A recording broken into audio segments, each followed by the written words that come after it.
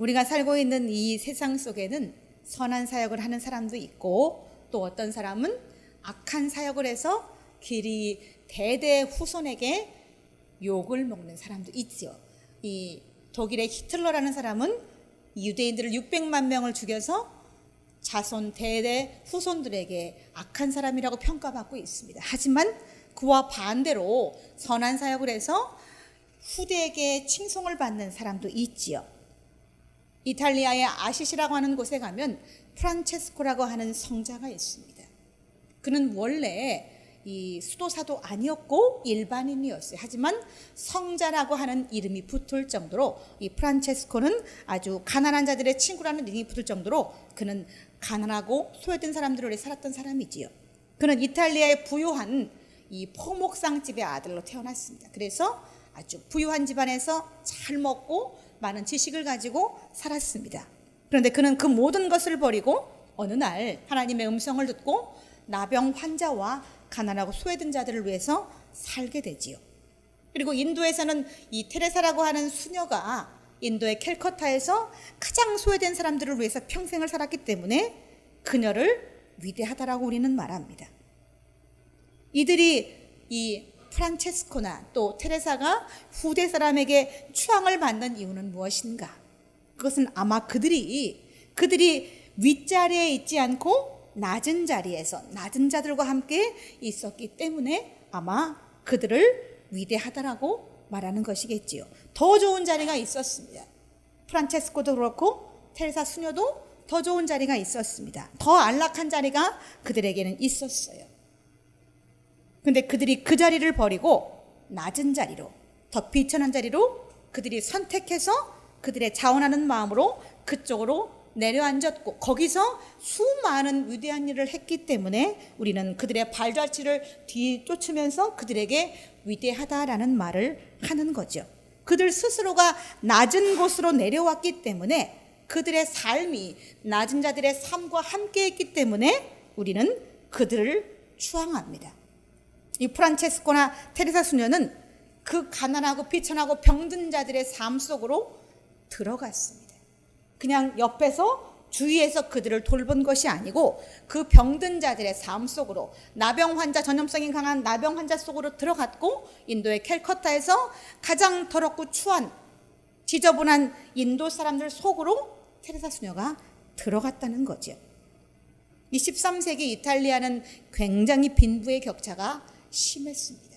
그래서 이 프란체스코는 부유한 포목상의 집의 아들로 태어난 이 프란체스코는 얼마든지 빈부의 격차가 격한 그때에 부유한 집의 아들로서 이 위에서 군림할 수 있었어요. 낮은 자들 앞에서. 하지만 그는 스스로 그 자리를 버리고 아래로 내려왔다는 겁니다. 그는 평생을 나병 환자를 돌보면서 그렇게 기도하며 살았습니다. 그가 남긴 기도문이, 아주 유명한 기도문이 있는데 제가 여러분에게 읽어드리겠습니다. 주여, 나를 당신의 도구로 써주소서. 미움이 있는 곳에 사랑을, 다툼이 있는 곳에 용서를, 분열이 있는 곳에 일치를, 의욕이 있는 곳에 신앙을, 그릇됨이 있는 곳에 진리를, 절망이 있는 곳에 희망을, 어둠 속에는 빛을, 슬픔이 있는 곳에 기쁨을 가져오는 자가 되게 하여 주소서. 위로받기보다는 위로하고, 이해받기보다는 이해하며, 사랑받기보다는 사랑하게 하여 주소서.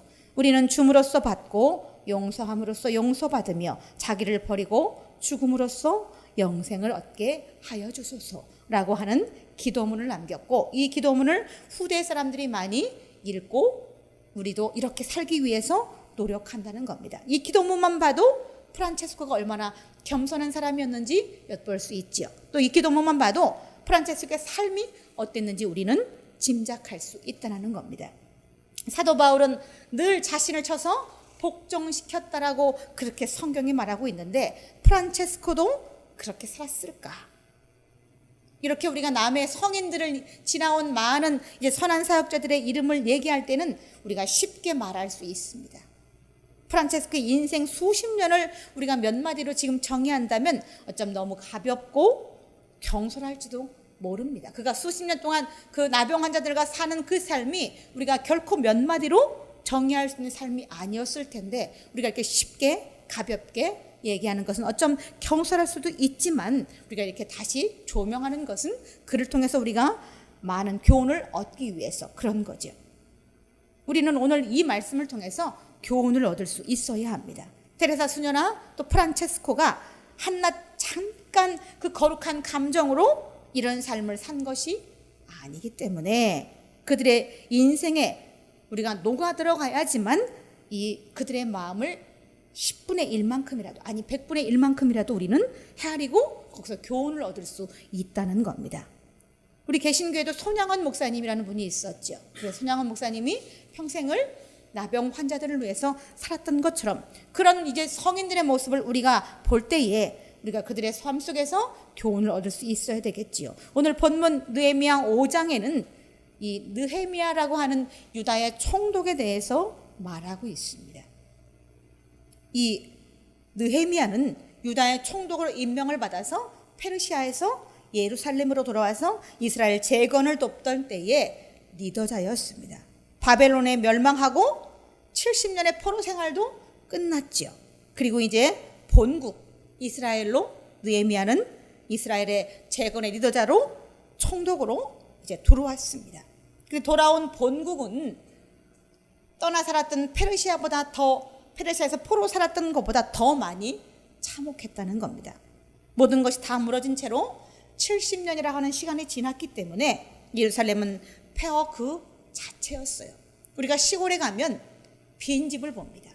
그 빈집이 5년 10년만 그냥 빈 채로 놔두면 흉가가 됩니다. 그래서 사람들이 그 빈집에 들어가려고 하지 않습니다. 그 빈집에서 느껴지는 그 기운이 흉하기 때문에 들어가지 않으려고 해요. 그런데 예루살렘은 무려 70년 동안 100년 가까운 동안 폐허로 있었어요.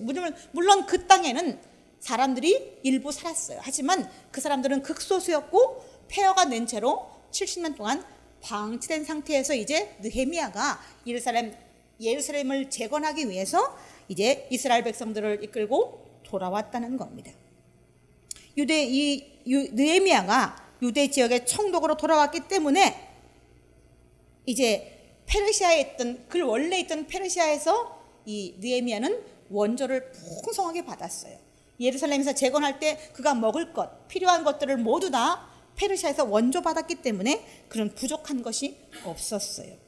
느헤미야에겐 매일마다 소 1마리 그리고 살찐 양 6마리, 닭도 많이 제공받았고 좋은 포도주도 계속해서 제공받을 수 있었어요. 그것을 가지고 느헤미야는 축적할 수 있었습니다. 또한 그것을 가지고 땅도 사고 노예도 더 많이 살 수 있었어요. 난세가 그에게는 기회가 될 수 있었죠. 그래서 난세의 영웅이 난다 하고 난세의 갑부가 난다는 말이 있는 거죠. 이 IMF 때를 주제로 만들었던 국가 부도의 날이라는 영화가 있어요. 근데 그 영화를 보면 이제 은행에 근무했던 윤정학이라고 하는 인물이 나옵니다. 근데 그는 그 IMF 때를 계기로 해서 그 위기를 기회 삼아서 거대한 이제 부자가 되는 내용이 바로 그 국가 부도의 날이라는 영화에 보면 나옵니다. 이 윤정학이라는 인물은 IMF라고 하는 국가 부도 위기가 기회가 되어서 엄청나게 부를 축적하는 그런 시간이 되었다는 겁니다. 느헤미야도 그럴 수 있었어요. 다 망해 있는 나라에 페르시아에서 막강한 원조가 들어왔기 때문에 그것을 가지고 그 가난하고 소외된 사람들에게 얼마든지 땅도 사고 노예도 사고 축적하면서 그렇게 자신의 위치를 더 한층 높일 수 있었어요. 그런데 느헤미야는 그렇게 하지 않았다는 겁니다. 요셉이 애굽의 노예로 팔려간 후에 그 왕의 꿈을 해석해주고 7년 풍년, 그 풍년 뒤에 7년의 가뭄이 될 것을 예고해 두었죠. 예언해 주었죠. 그리고 실제로 7년 가뭄이 있는 동안 그 애굽 땅에는 곡식을 곳곳에 쌓아놓았고 그 근동 나라들은 다 가난하고 예비하지 못했기 때문에 그 근동에 이제 흉년이 되었을 때 근동 많은 나라 사람들이 애굽으로 곡식을 사러 왔고 그때에 이 요셉은 애굽의 바로에게 왕에게 수많은 사람이 그 애굽의 곡식을 사러 왔을 때에 그 돈을 모아서 바로가 애굽의 왕이 거대한 부를 축적할 수 있도록 해주었던 인물이 바로 요셉이라는 인물이었죠. 그래서 난세가 누구에게는 큰 기회가 될 수 있었습니다. 팔레스타인 근동에 7년 동안 가뭄이 들므로 인해서 애굽의 왕이 거대한 부를 축적할 수 있었던 것처럼 느헤미야도 그럴 수 있었어요. 충분히 가능했어요. 하지만 느헤미야는 그렇게 하지 않고 낮은 곳으로 자신을 내려놓았다는 겁니다. 이 돌아온 동포들과 같이 어려움을 자처하고 살았습니다. 무려 12년 동안이나. 나라가 망했으나 그는 페르시아에서 들어오는 원조로 호의호식할 수 있었어요. 그 자리가 그랬습니다. 유다의 총독으로 들어왔기 때문에. 유다의 총독이라는 자리가 어찌 보면 페르시아에 있던 자리보단 영광스러운 자리는 아니지만 이 예루살렘에서 있을 때는 그래도 가장 높은 자리였어요. 그래서 그는 얼마든지 그가 받는 원조로 인해서 그들 앞에 군림할 수 있었지만 망해버린 70년이나 망해버리고 이 그냥 폐허가 된 상태에서 돌아온 이 본국 예루살렘은 그렇게 좋은 환경은 아니었어요. 근데 그 자리를 이 느헤미야는 자원해서 본국으로 돌아왔다는 겁니다. 아닥사스다 왕에게, 페르시아의 아닥사스다 왕에게 얘기를 하고 자기는 본국으로 돌아가고 싶은 마음을 얘기할 때 아닥사스다 왕이 흔쾌히 허락해줘서 다 망해버린 예루살렘으로 돌아오게 되었다는 겁니다. 페르시아에는 더 좋은 자리가 느헤미야에겐 예비되어 있었어요. 페르시아의 고관의 자리가 있었어요. 하지만 그 자리를 버리고 망해버린 예루살렘으로 돌아왔다는 겁니다. 분명히 70년 동안 망해서 폐허가 된 그 땅을 재건하기 위해서는 아마 엄청 힘이 들 것을 예상하고 느헤미야는 본국으로 들어왔던 거예요. 이 느헤미야는 뼛속까지 이스라엘 사람이었어요. 그것을 아닥사스다 왕이 눈치챌 정도로 그렇게 느헤미야는 본국을 사랑하고 본국을 잊지 않은 그런 인물이에요. 아닥사스다 왕은 느헤미야가 얼굴에 수심이 가득하자 무슨 일이냐고 묻게 되고 그리고 결국 아닥사스다 왕은 느헤미야에게 그럼 네 본국으로 돌아가서 본국을 다시 세워라 라고 허락받고 이제 본국으로 이제 백성들을 이끌고 돌아왔던 인물입니다. 세상의 부귀영화보다 망한 자기 나라가 더 가슴 아팠던 것이 바로 이 느헤미야라고 하는 인물입니다. 그래서 과히 총독으로 세울 만한 자격이 있다는 생각이 저는 듭니다. 왜냐하면 그만큼 그 망해버린 나라를 가슴 아파하면서 기도했던 인물이기 때문에 하나님은 그걸 아시고 느헤미야를 본국의 리더로 총독으로 세웠던 거죠. 그것도 이방 땅 페르시아의 왕을 통해서 본국의 리더로 세우셨다는 겁니다. 이 본국으로 돌아온 이 민족들과 함께 이 느헤미야는 아픔을 나누고 나라를 다시 세우는 일에 총력을 다했던 것입니다. 이 페르시아에서 들어오는 원조로 이 느헤미야는 풍족하게 먹고 소도 먹고 양도 먹고 닭도 먹고 또 거기다 포도주까지 즐기면서 그렇게 생활하면서 그는 재건에 동참할 수 있었어요. 하지만 이 느헤미야는 그에게 들어오는 이 총독의 녹을 받지 않았어요. 무려 12년 동안이나. 총독의 자리에 있었기 때문에 그것을 먹으면서 이스라엘 백성의 재건을 도와도 아무도 그에게 뭐라고 할 수 없었어요. 할 위치가 아니었죠. 누가 그에게 뭐라 하겠어요? 총독이기 때문에. 그런데 느헤미야는 그렇게 하지 않았으니 느헤미야를 통해서 위에 있는 사람이 가져야 할 덕목이 어떤 것인가를 우리는 오늘 살펴본다는 겁니다. 분명히 느헤미야는 유다의 총독으로 가장 높은 자리에 있었어요. 하지만 그 높은 자리에서 그가 보여준 덕목은 참으로 아름다운 몇 가지 것들이 있기 때문에 우리는 오늘 그것을 보고자 합니다. 느헤미야가 보여준 이 위에 사람으로서 보여준 이 덕목이 무엇이 있을까? 첫 번째, 그는 힘이 있을 때에 빼앗지 않았다는 겁니다. 오늘 본문의 5장의 15절에 보면은 나보다 먼저 있었던 총독들은 백성에게서 양식과 포도주와 또 은 40세겔을 그들에게서 빼앗았고 또한 그들의 종자들, 그들의 이 전에 했던 사람들 종자는 바로 그들의 하인을 얘기하는 거죠. 그들의 종자들도 백성을 압제하였지만 나는 하나님을 경외함으로 이같이 행하지 아니하였다라고 스스로 자신을 말하고 있습니다. 초대교회 당시 로마가 잔혹했다는 평가를 받은 것은 가장 위에 있던 황제들이 신으로 백성들 앞에 군림하려고 했기 때문에 그렇습니다. 그들은 황제라는 절대 권력을 가지고 나라를 또 나라의 백성들을 압제했습니다. 그래서 이 황제들은 마음대로 빼앗고 또 때리고 불을 지르고 죽이는 일을 자행할 수 있었던 거죠. 어쩜 이것은 악한 본성을 가진 인간이 가장 하기 쉬운 행동일 수도 있어요. 위에서 힘이 있기 때문에 그 힘으로 압제하고 짓누르고 때리고 죽이는 것은 어쩜 가장 인간이 할 수 있는, 악한 인간이 할 수 있는 가장 쉬운 행동일 수도 있습니다. 그런데 오늘 본문 15절에 느헤미야는 그렇게 하지 않았다라고 말하고 있다는 겁니다. 열왕기상 21장에 보면 이 아합 왕이 나오고 나봇의 포도원이 나옵니다. 이 아합 왕은 왕궁 근처에 있던 나봇의 포도원이 탐이 났어요. 그래서 이 나봇에게 달라고 했지만 나봇은 자손 대대로 물려받은 땅이기 때문에 줄 수 없다고 말하지요. 그때 이 아합 왕의 아내였던 이세벨 왕비가 나봇을 이제 왕을 저주한다라는 누명을 씌워서 이 나봇을 죽이고 그 포도원을 빼앗아서 자기 남편 아합 왕에게 주었습니다. 위에 있었기 때문에 가능했죠. 아합이 왕이었고 이세벨이 왕비였기 때문에 남의 포도원을 빼앗는 일이 가능했던 겁니다. 사람들이 권력을 가지려고 하는 것은 결국 그 힘을 행사하기 위해서죠.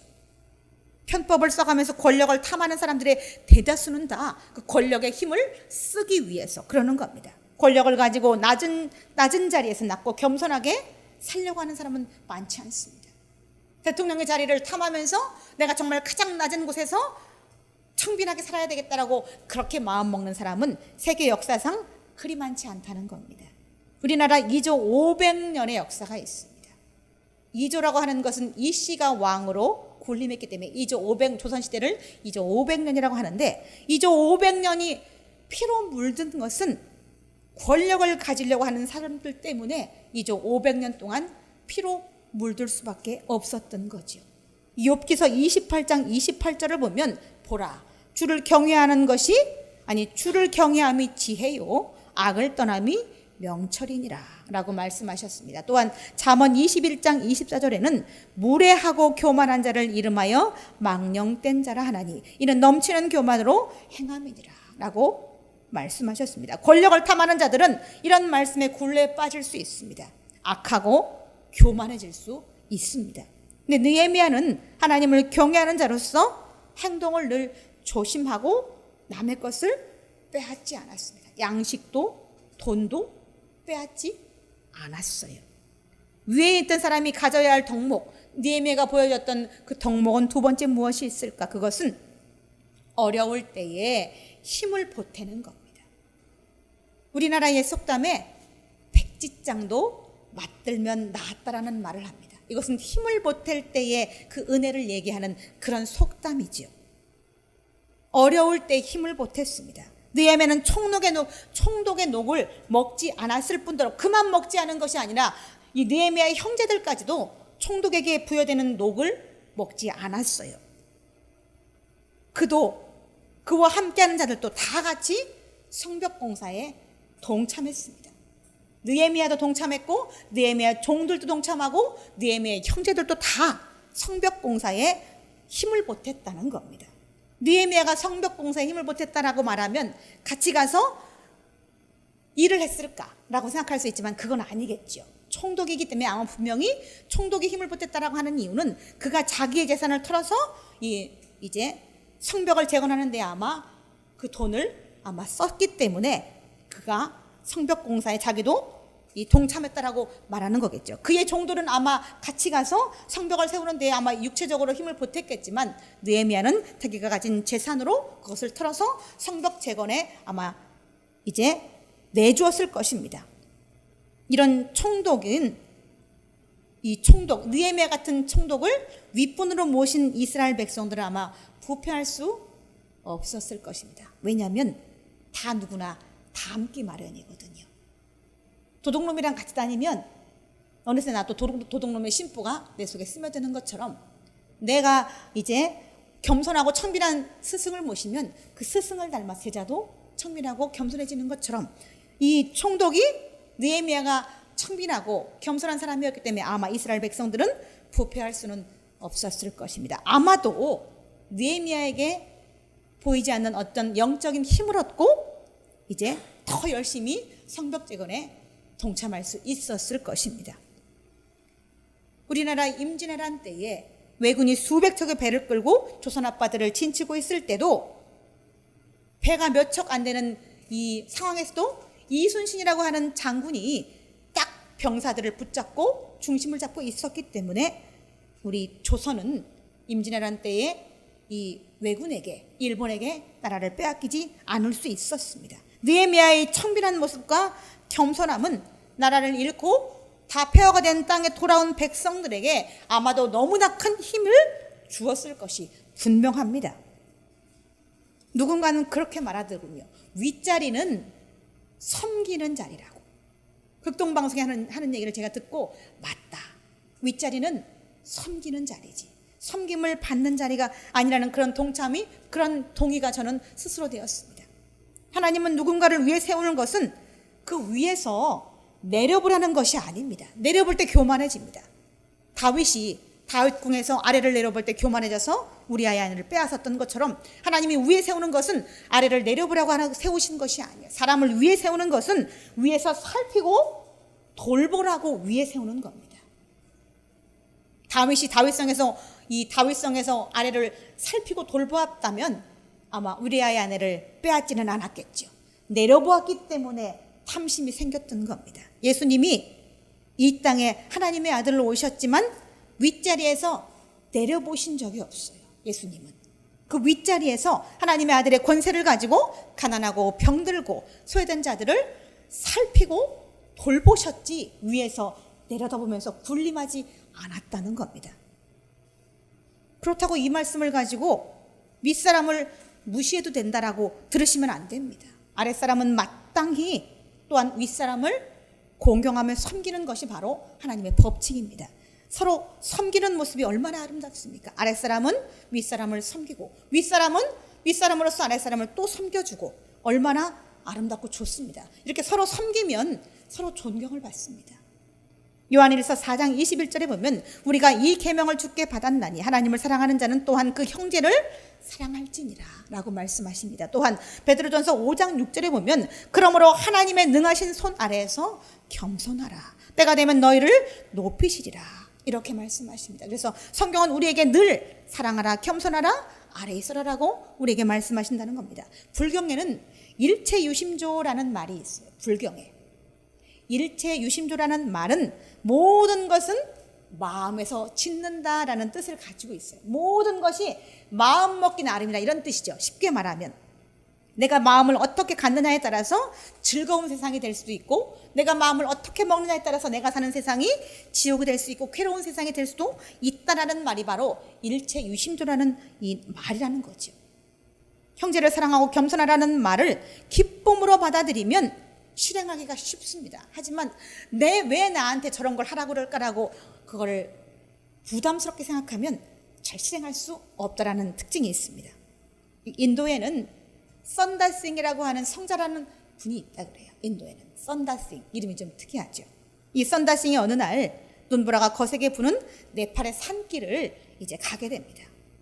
다행히 가다 보니까 같은 방향으로 가는 여행자가 있어서 그 산길을 가는데 눈보라가 거세게 불어서 거의 얼어 죽을 지경까지 그렇게 추운 그런 거센 바람을 맞으면서 산길을 가고 있었습니다.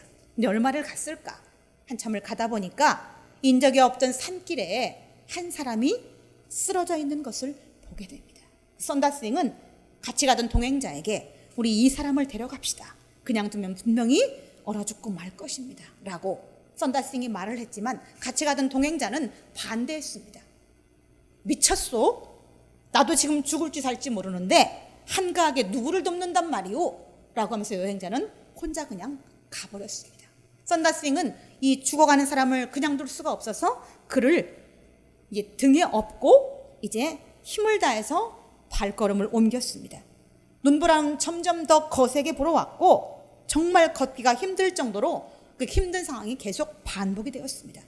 무거움을 참고 견디면서 이 축 늘어진 사람을 이제 업고 오는 동안 어느 순간부터인가 이 선다싱의 몸에는 땀이 비 오듯이 흘러내렸습니다. 그리고 등에 업힌 사람은 선다싱에게서 나오는 이 뜨거운 열기 때문에 얼어져 있던 몸이 녹고 두 사람은 이제 이 등에 엎어진 사람은 의식이 돌아왔습니다. 그렇게 이제 마을 가까이까지 왔을 때에 길가에 얼어 죽은 사람을 하나 발견하고 보니까 이 썬다싱이 같이 처음에 갔던 여행자였습니다. 그는 먼저 나도 죽을지 살지 모르는데 한가롭게 누구를 돕느냐고 먼저 자기 살겠다고 갔지만 결국 그는 가다가 얼어 죽고 말았다는 겁니다. 서로의 체온을 느끼며 힘들게 내려온 썬다싱과 죽어가던 사람은 오히려 그것이 전화위복이 되어서 무사히 마을 이 아래로 내려올 수 있었다는 겁니다. 자기만을 위해 사는 사람은 마침내 죽었고 남을 위해 자기를 희생한 썬다싱은 살았다는 거죠. 우리는 이 일화를 통해서 이 교훈을 얻을 수 있어야 합니다. 로마서 14장 7절에는 우리 중에 누구든지 자기를 위해 사는 자가 없고 자기를 위해 죽는 자도 없다라고 로마서 14장 7절은 말씀하고 있습니다. 이 느헤미야가 무너진 성벽 공사에 힘을 보태었기 때문에 이스라엘 백성들이 다시 힘을 얻을 수 있었어요. 느헤미야가 보여준 그 용기는, 그가 보여준 그 리더십은 이스라엘 땅에 돌아온 많은 백성들에게 참으로 큰 힘을 줄 수 있었던 거죠. 윗사람이 어떤 사람이냐에 따라서 환경은 달라진다는 말은 이런 때 쓰는 거죠. 위에 있는 사람이 가져야 할 덕목 세 번째는 무엇이 있을까? 느헤미야가 보여준 세 번째 아름다운 덕목은 뭐가 있을까? 그것은 바로 마음과 행함으로 이스라엘 백성들의 마음을 헤아렸다는 겁니다. 느헤미야는 총독의 녹을 넉넉하게 받았지만 그것을 12년 동안이나 받지 않았어요. 그렇게 한 이유는 돌아온 이스라엘 백성들의 삶이 몹시도 힘들다는 것을 느헤미야가 알고 있었기 때문에 그렇게 한 거죠. 다윗이 시온산에서 다윗성을 짓고 살 때에 하나님의 법궤는 천막 안에 있었기 때문에 이 다윗은 그것이 늘 하나님 앞에 죄송하고 마음이 아팠어요. 그래서 그것 때문에 성전을 지을 수 있도록 허락해달라고 하나님께 늘 기도했죠. 다윗이 자신은 좋은 다윗성에 살았지만 하나님의 궤는 천막 안에 있었기 때문에 그것이 가슴 아파서 늘 이 하나님의 성전을 지을 수 있게 해달라고 기도했던 것이 바로 다윗이라는 인물이었어요. 느헤미야도 그랬던 거예요. 자기는 넉넉하게 받았지만 돌아온 이스라엘 백성들은 그렇지 못하고 힘든 시간을 살아야 했기 때문에 느헤미야가 이렇게 말합니다. 이 백성의 부역이 중함이라. 백성의 부역이 중함을 알았기 때문에 총독의 녹을 그도 기꺼이 포기하고 백성들과 비슷한 삶을 살았다는 거죠. 백성들이 잘 먹지도 못하고 매일 성벽 공사에 힘을 보태고 이 힘든 시간을 살았기 때문에 이 총독인 느헤미야는 자기의 관저에서, 자기의 사저에서 잘 먹고 잘 편하게 잘 수 없었던 겁니다. 아마도 이 느헤미야가 자기 관저에서 또 사저에서 좋은 것을 탐하는 것을 그 자신이 아마 부끄러운 일이라고 생각했을지도 모릅니다. 그래서 아마 그렇게 할 수 있지 않았을까요? 그가 분명히 위에 있었지만 위에 있던 그가 그렇게 낮은 모습으로 살 수 있었던 것은 그런 생각이 자기만 힘든 백성 위에 세워진 자기만 잘 먹고 잘 사는 것이 하나님 앞에 부끄러운 일이라고 생각했기 때문에 그렇게 할 수 있었다는 겁니다. 12년 동안 백성들과 비슷한 시간을 살았습니다. 느헤미야는 좋은 것을 탐하지 않고 부를 축적하지 않고 백성들의 것도 빼앗지 않고 그들의 삶 속에 들어가서 그들과 비슷한 삶을 살면서 그들과 기꺼이 같이 동참해서 성벽을 재건하고 예루살렘을 다시 일으켜 세우는 일에 동참했다는 겁니다. 부모는 자식이 부족한 것이 없는지 아픈 것이 없는지 살펴봅니다. 그렇죠? 또 선생은 아이들이 잘 지내는지 공부를 어떻게 잘 하고 있는지 살펴봅니다. 선생이기 때문에. 또 목사는 교인들이 영적으로 상태가 어떤지 늘 살펴봅니다. 또 힘이 있는 자는 약한 자를 살펴봐야 합니다. 또한 건강한 자는 병든 자를 살펴보아야 합니다. 이런 사람이 진짜 위에 있는 사람이지요. 위에서 군림하기보다는 위에서 돌보고 살피는 사람, 이런 사람이 진짜 윗사람입니다. 이 모든 것을 인간 사회에서는 선이라고 하죠. 선. 착할 선자를 타서 느헤미야가 지금 이스라엘 땅에 돌아와서 보여준 것은 사실 이스라엘 백성들 앞에 선으로 그가 총독의 자리를 지켰다는 겁니다.